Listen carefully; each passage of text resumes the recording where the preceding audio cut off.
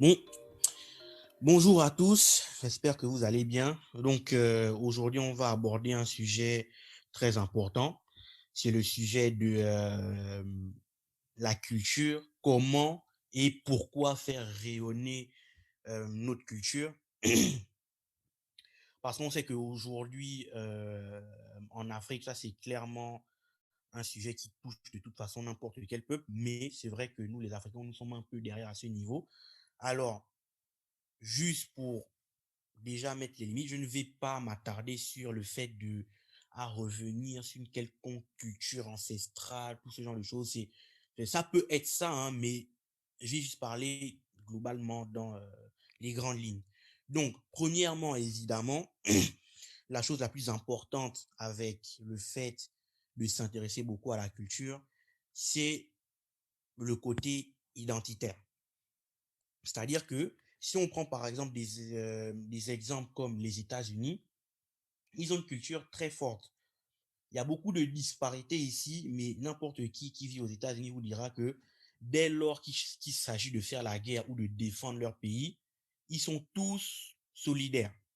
Ici, ils sont vraiment très fans de leur armée. C'est de toute façon leur armée qui fait en sorte que c'est la plus grande nation au monde et qu'elle peut tout imposer parce que même les sanctions économiques, en réalité, on peut se défaire de ça, mais quand tu sais que derrière, leur armée est très puissante, c'est ça, tu vois. Et tout ça vient aussi en partie, tout ça a été forcément en partie aidé par un élément culturel, c'est-à-dire les comics. Les comics, c'est en gros les bandes dessinées américaines, dominées par les deux géants DC Comics et Marvel. Marvel qui est possédé par Disney d'ailleurs. Et dans Marvel, nous avons Captain America. Quand vous voyez l'histoire de Captain America, c'est l'histoire d'un soldat qui doit s'engager dans une guerre contre l'Hydra, en gros. On sait que l'Hydra représente en gros l'Allemagne. Et justement, quand est-ce que Captain America a été créé? En 1941. À peu près au moment où, je pense, au moment où les États-Unis sont rentrés dans la guerre. Et on sait que c'est après la Deuxième Guerre mondiale qu'ils ont définitivement fini avec leur politique isolationniste. Nous avons aussi évidemment un autre cas comme la Chine, par exemple. On sait que la Chine et les pays dits confucéens, ce sont des pays qui sont globalement socialement stables, même si c'est vrai que le cas des Ouïghours est un peu différent. Mais vous voyez qu'il y a une différence entre les Ouïghours et le reste de la population, c'est-à-dire l'ethnie des Han qui constitue en majorité la population chinoise.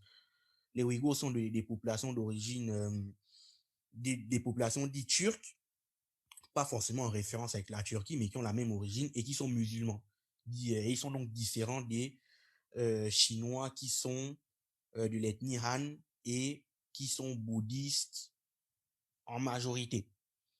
Je pense que dans le pays, il y avait plusieurs ethnies. En tout cas, je sais qu'il y avait plusieurs factions, mais que ils ont fait un effort de communautariser leur population. Et c'est pour ça qu'ils sont, par exemple, même entre eux, très solidaires. Et on le voit même dans les pays étrangers, ils sont très solidaires parce que ils ont beau être plus d'un milliard, mais ils ont la même conception des choses. Euh, Ce côté identitaire-là, c'est aussi très efficace, justement, quand on a beaucoup d'ethnies. On peut prendre, par exemple, le cas de l'Inde. L'Inde a plus de 400 ethnies, mais globalement, ils sont socialement aussi plutôt stables. Quand je dis socialement, c'est-à-dire stabilité sociale, je parle surtout des problèmes interethniques ou intercommunautés. Même si c'est vrai que il y a une persécution claire envers les musulmans, mais pour les autres, ils sont en gros, malgré le nombre d'ethnies qu'il y a différentes, 80% de la population est hindoue. Donc, du coup, c'est beaucoup plus facile de souder une population aussi grande. J'ai un autre exemple, c'est l'exemple de l'Afrique du Sud. Clairement, il y a des disparités encore aujourd'hui, mais je pense que on ne peut pas s'attarder que sur le négatif et que dès lors qu'il y a une lueur d'espoir, il faut se concentrer sur cette lueur d'espoir-là. Et cette lueur d'espoir-là, est arrivée, s'est produite en 1995 lors de la Coupe du Monde en Afrique du Sud gagné par l'Afrique du Sud. Et on a justement vu des scènes de liesse entre des Blancs et des Noirs qui se prenaient dans les bras et tout ça. Bon, c'est vrai qu'aujourd'hui, il y a encore beaucoup à faire, mais comme on dit, il y a toujours un début à tout. Il est bien malin celui qui a construit une pyramide en commençant par le pyramidon. Ce n'est pas tout. Le même cas s'est passé pour l'équipe de France de football quand ils ont gagné en 98, même s'il y a aussi beaucoup à refaire. Mais dans le sport, généralement, on voit, c'est un des meilleurs, même s'il y a du racisme dans le sport, ça reste un des meilleurs domaines où on voit plusieurs communautés dans les bras, en fait. C'est-à-dire, je prends les cas des Boston Celtics, l'équipe de basket des années 60 qui a tout raflé avec une équipe composée à la fois de noirs et de blancs, avec le meilleur joueur qui était un noir et l'entraîneur qui était blanc. Et ce joueur, Bill Russell, celui qui a de toute façon d'ailleurs le record du nombre de titres gagnés, il est même devenu le premier entraîneur noir d'une équipe. C'était aussi pareil pour les New York Knicks où c'était magnifique de voir quand ils gagnent le titre dans les vestiaires des blancs et des noirs qui se tiennent dans les bras. Et certains qui sont toujours amis encore aujourd'hui d'ailleurs. Le côté culturel peut aussi aider à l'éducation, enseigner des bonnes valeurs. J'ai pris par exemple l'exemple du confucianisme en Chine. Euh, on peut aussi prendre l'exemple de, même en Afrique, par exemple, avec un de mes auteurs préférés, Amadou Ampateba, surtout avec son livre Il n'y a pas de petite querelle, que je conseille à tous de lire, même à des personnes qui nous écoutent qui seraient pas africaines. Je conseille à tout le monde de lire parce que c'est vraiment intéressant, surtout l'histoire que j'ai en tête avec le chien et non la bagarre des lézards en gros, qui t'apprend qu'en gros on ne doit jamais négliger les problèmes même s'ils ont l'air petits. Euh, Nous avons en France par exemple les fables de La Fontaine avec les célèbres c'est quoi encore le titre, avec le corbeau et le renard, et qui en gros apprend aux gens à ne pas être trop naïfs, ou la cigale et la fourmi qui apprend la valeur du travail en gros aux gens, surtout aux enfants. Et en plus, on apprend ça d'une manière ludique. C'est aussi pour ça que les mangas sont un très bon exemple parce que tu apprends certaines valeurs de manière ludique, surtout euh, le côté le côté amical, le côté comment gérer les problèmes sociaux, ne jamais abandonner ses amis, par exemple. Ce sont des choses qui, certes, quand tu es déjà adulte, bon, c'est évident, mais quand tu construis ça de cette manière-là en étant petit, tu grandis avec ça te marque et ce sont des choses qui restent ancrées en toi. C'est limite comme si c'était une religion. Bon, ça c'est pour la partie identité. Ce qui est bien avec le fait de construire son identité, c'est la reconnaissance internationale. Je vais vous expliquer pourquoi c'est important.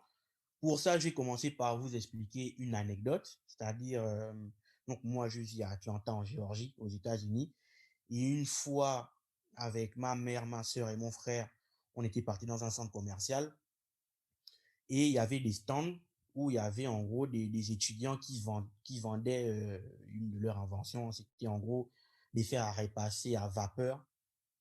Les gens, tu tends juste le t-shirt et puis tu tends le fer, tu appuies, la vapeur sort et ça repasse. Bref, ça c'est qu'un détail.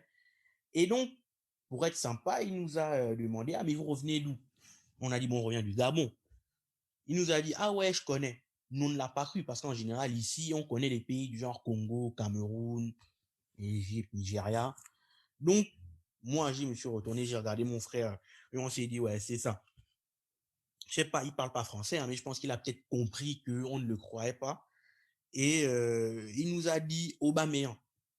Et on s'est dit, ah, ok, ok. Il nous a dit, ah, ok, d'accord. Bon, on était quand même fiers de savoir qu'on connaissait parce qu'on avait un grand joueur de foot, le meilleur joueur africain actuellement d'ailleurs. Et tout ça, c'est en gros important d'être fier de là où on revient. J'ai pris l'exemple du Japon avec les animés, par exemple. Le Brésil, c'est pareil, avec leur carnaval ou le fait qu'il y ait des grands footballeurs. Le rap avec les États-Unis, surtout dans la communauté noire avec le rap. La musique au Congo, la gastronomie en France, etc., etc. le fait d'avoir ces éléments-là nous permet d'être fiers de nos pays. Et quand on est fier de nos pays, on a plus envie de se battre pour ce pays-là. Même les gens qui vont passer au pouvoir vont se dire que mon pays représente quand même ça, je ne peux pas faire n'importe quoi. Tu vois? Je prends encore le cas du Japon pendant la Deuxième Guerre mondiale, où il y en a qui, en fait, des, des, euh, des pilotes d'avion, des pilotes de chasse, qui se jetaient sur des porte-avions américains. Parce qu'ils étaient tous solidaires et même si leurs généraux avaient fait des erreurs, ils ne voulaient jamais, tout le monde doit assumer, sauf l'empereur apparemment. Et donc, il y a des kamikazes qui se jetaient sur des porte-avions américains. D'ailleurs, le mot kamikaze revient du Japon. C'est un mot inventé par les Japonais. Kami, kaze, kami qui veut faire référence à la divinité et kaze qui veut faire référence au vent. Je pense que les connaisseurs, ça va allumer quelques étincelles chez les fans de manga, par exemple. Mais ça revient en gros de l'époque mongole. Eux, ils ont fait un ravage pas possible et ils se sont dit que bon, on va vouloir envahir le Japon. Je pense que c'était au Moyen-Âge, ou je ne sais plus exactement à quelle période. Et à 6 ans d'intervalle, ils ont essayé 2 fois à 6 ans d'intervalle et il s'est passé exactement la même chose comme par hasard. Il y a eu d'énormes tempêtes et ils se sont dit que ce sont des vents divins, en gros des kamikazes. Bref, cette envie de se battre pour son peuple est très, très, très importante. Le patriotisme. Tout ça nous emmène aussi à un troisième point. Je pense que ceux qui suivent la chaîne depuis un moment ont déjà compris avec moi que c'est un de mes points préférés, c'est le côté économique. Quand les gens sont fascinés déjà par quand les gens sont fascinés par le fait que ah oui, eux ils sont fiers de leur pays, ce qui se passe là-bas, eux c'est comme ça qu'ils fonctionnent, c'est exotique, c'est magnifique, en général ils ont envie d'y aller. Ou ils ont envie d'avoir un certain contact. Par exemple, on sait que hormis avec le football, on sait que les États-Unis dominent beaucoup en sport, comme par exemple avec le basket, le football américain, tout ça, ils sont vraiment fans d'ici. Et le sport américain a généré en 2009, selon Statista, 30 milliards de dollars, avec évidemment beaucoup de revenus qui reviennent de l'extérieur. Évitez de vous dire le nombre de jobs que ça a créé et que ça continue d'alimenter aujourd'hui. La possibilité pour les étudiants d'aller à l'université, même sans vouloir être professionnel, mais d'aller à l'université et d'avoir le tuition, tout frais payé parce qu'ils sont bons en sport. J'ai pris l'exemple des animaux au Japon. Sachez que les animaux au Japon ont généré 11 milliards de dollars de revenus. Ça génère environ ça, je pense que c'était l'année dernière. Et là, on ne parle que des revenus venant de l'extérieur. Et d'ailleurs, 24% des Américains qui visitent le Japon ont dit qu'ils le font parce que ils sont fans de manga. Moi-même d'ailleurs, c'est pareil. En fait, je parle de manga, mais en fait là, ce ne sont que des animés d'ailleurs. Parce que les mangas, c'est la version solide. On sait aussi que le rap américain, par exemple, a généré en 2016, selon AskWonder.com, 15 milliards de dollars. Là aussi, parfait pour sortir les gens de la pauvreté, sachant que ces revenus reviennent aussi beaucoup de l'extérieur. Les musées, par exemple, aux États-Unis,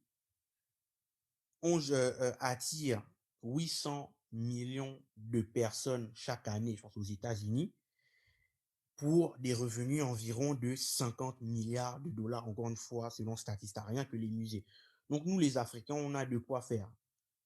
C'est vrai qu'on doit d'abord s'atteler à récupérer nos œuvres d'art, mais mine de rien, en attendant, on peut commencer par créer nous-mêmes nos œuvres d'art modernes. Ça peut aussi aider la communauté économiquement parlant quand euh, l'argent rentre à chaque fois comme ça. Par exemple, on a un ancien rappeur, Master P, qui a créé une banque, puisqu'on sait qu'ici, c'est compliqué pour les Noirs américains d'avoir, par exemple, des prêts auprès des banques. Et on a un ancien rappeur, qui a créé une banque pour aider les Afro-Américains. tout ça, ça vient de la culture. Donc, globalement, en conclusion, je dirais que c'est très important la culture pour le rayonnement et une petite mention pour le côté sport, c'est-à-dire l'importance du sport ou même de tout ce qui est en rapport avec la compétition. Ce qui est important avec ça, c'est que ça empêche nos jeunes, quand j'ai en rapport avec la compétition, ça peut être les échecs ou n'importe quel autre jeu, euh, ça empêche les gens, par exemple, les enfants, d'aller traîner dans des bars ou de faire du banditisme ou ce genre de choses. D'où si on fait des compétitions qui sont rémunérées.